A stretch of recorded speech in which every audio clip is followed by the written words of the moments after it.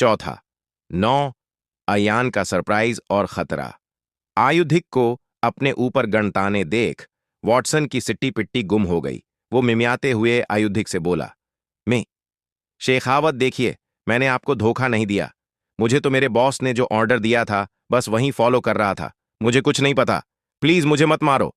मैं फिर कभी आपके रास्ते में नहीं आऊंगा। कौन है तेरा बॉस? और वो तेरे नाम पर सारे धंधे क्यों करता है? बता जल्दी। आयुधिक वैसे ही उसके ऊपर गन ताने हुए कहता है।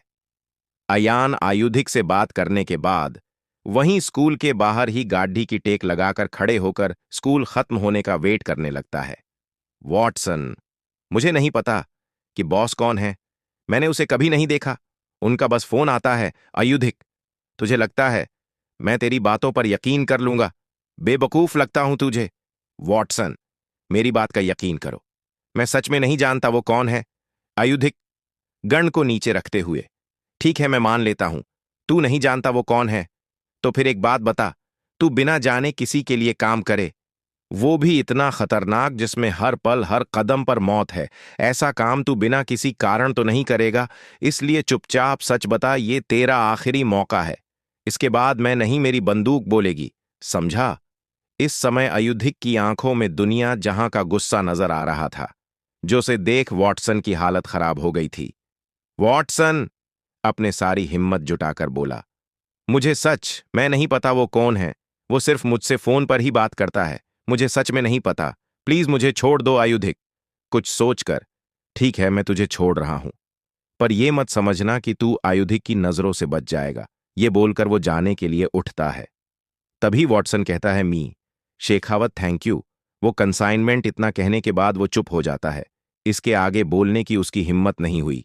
आयुधिक, वो कंसाइनमेंट अपने सही जगह पहुंच जाएगा। और एक बात और, इस बारे में किसी को कुछ भी बताया तो मरने के लिए भी तैयार रहना, समझा?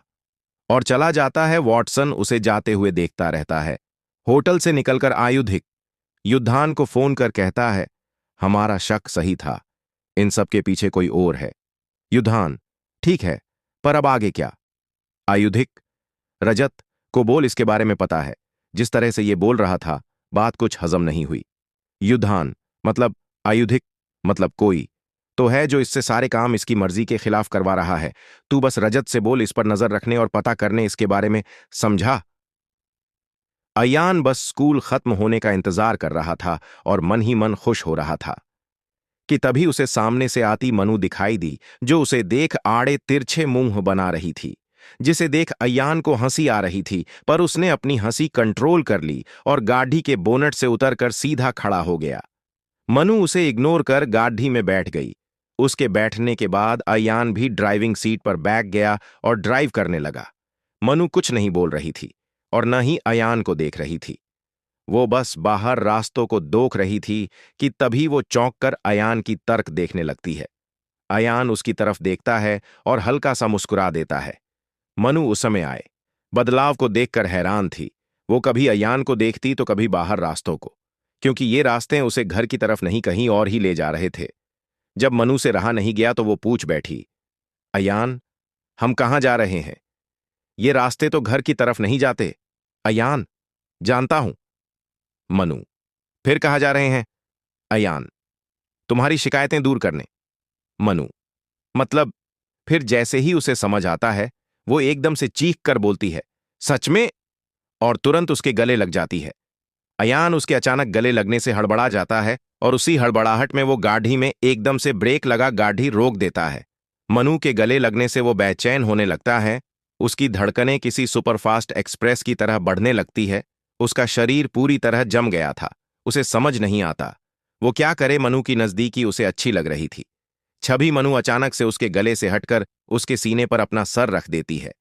फिर झटके से दूर होकर वो अयान से कहती है, अयान, ये तुम्हारी दिल कितनी जोर जोर से धड़क रहा है। देखो इसका शोर मुझे यहां तक सुनाई दे रहा है। तुम ठीक तो हो ना? नहीं तो हम डॉक्टर के पास चले। मनु की बचपने भरी बातों को सुनकर अयान मन में ही कहता है, खुद ही दिल को धड़काकर कहती हो, इतनी तेज क्यों धड़क रहा? अभी भी तुम बिल्कुल वैसी ही मासूम हो जिसको मैं 3 साल पहले छोड़कर गया था। बिल्कुल नहीं बदली तुम। उसकी इस मासूमियत भरी बातों को सुनकर वो मुस्कुराने से खुद को रोक नहीं पाया। उसे मुस्कुराते देख मनु फिर बोली, क्या हुआ अयान, तुम मुस्कुरा क्यों रहे हो? कुछ नहीं मनु, अयान बोला। तो फिर डॉक्टर के पास चले। मनु बोली, नहीं मनु, मैं ठीक हूं। अयान बोला, ठीक है फिर, पर हम कहाँ जा रहे हैं अयान? मनु बोली, तुम्हारी फेवरेट जगह, अयान ने कहा। मनु ने खुशी में उसके गले लग गई और उसके गालों पर किस कर दिया।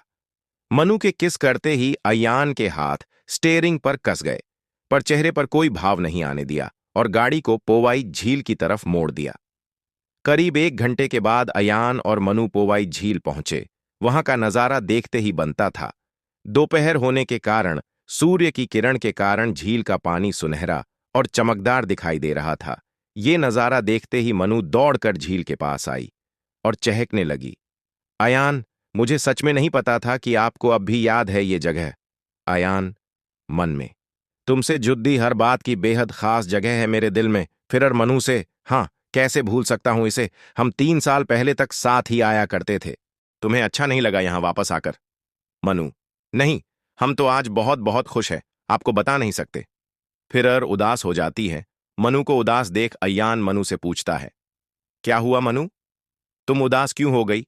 उदासी भरे लहजे में, वो भाई गुस्सा करेंगे, देर हो जाएगी तो। अयान, मनु, तुम बस आज के दिन को एंजॉय करो। आयु भाई कुछ नहीं कहेंगे, मैंने उनसे बात कर ली है। ये सुनकर मनु एकदम खुश हो जाती है और दौड़कर अयान को टाइट हग कर लेती है और कहती है, थैंक यू अयान, मैंने इस दिन को बहुत मिस किया। अब प्लीज मुझे और भाई को छोड़कर मत जाना, प्लीज, मैंने तुम्हें बहुत मिस किया, सच्ची। मनु की बातें सुनकर उसके सर पर हाथ फेरते हुए कहा, मैं अब तुम्हें छोड़कर कहीं नहीं जाऊंगा। मनु, सच्ची? अयान, मुच्छी? मनु ये सुनकर अयान को और जोर से हग कर लेती है, जैसे उसे छोड़ना ही नहीं चाहती।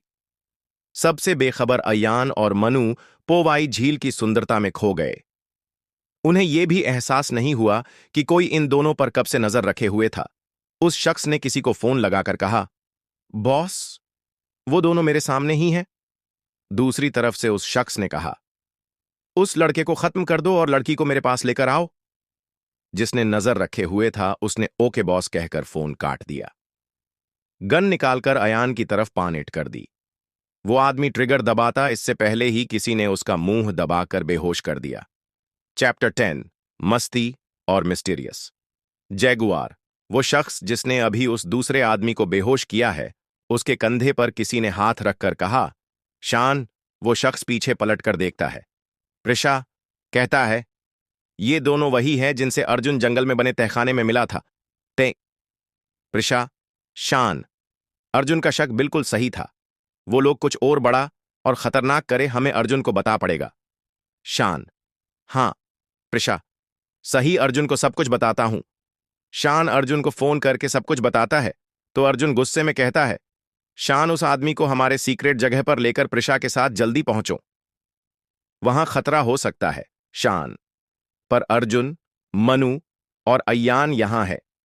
उन्हें छोड़कर अयान अभी कह ही रहा था कि अर्जुन ने कहा, मुझे पता है मनु और अयान है वहां, तुम उनकी फिक्र मत करो, उन पर अभी का सबसे बड़ा खतरा टल गया है।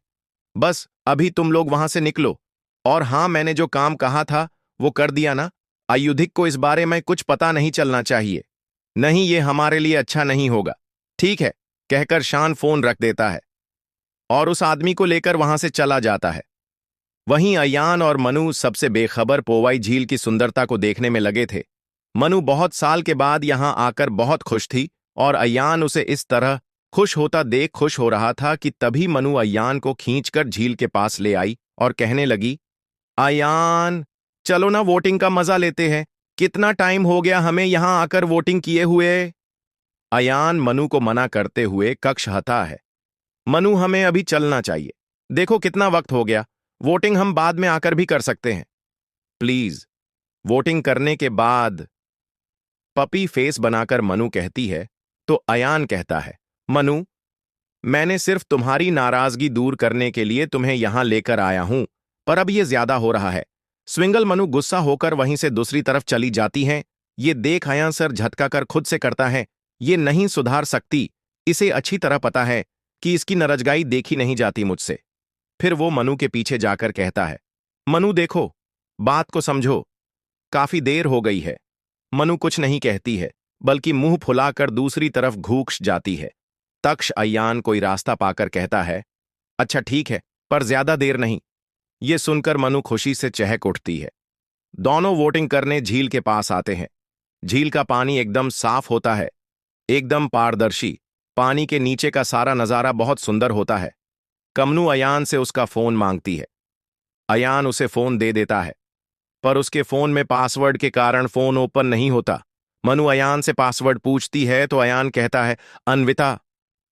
मनु ये सुनकर उदास हो जाती है, फोन वापस दे देती है। अयान पूछता है, क्या हुआ, तो मनु कुछ नहीं कहती है और घर चलने के लिए कहती है। अयान को कुछ समझ नहीं आता कि क्या हुआ, पर वो कुछ नहीं कहता। दोनों गाड़ी में बैठ घर की ओर चल देते हैं। इधर आयुधिक युद्धान से बात कर एक सुनसान बिल्डिंग में आता है, जहां आसपास कोई नहीं होता। तभी उसे किसी के आने की आहट होती है। वो कोई भी प्रतिक्रिया नहीं देता, जैसे वो जानता हो। आयुधिक, वो व्यक्ति उसके पास आकर कहता है। आयुधिक पीछे मुड़कर देखता है, फिर मुस्कुराकर उस आदमी से हाथ मिलाकर कहता है, सर, आपने इस वक्त यहां इस जगह बुलाया है तो जरूर इसकी कोई खास वजह होगी, वरना आप मुझे इस तरह नहीं बुलाते।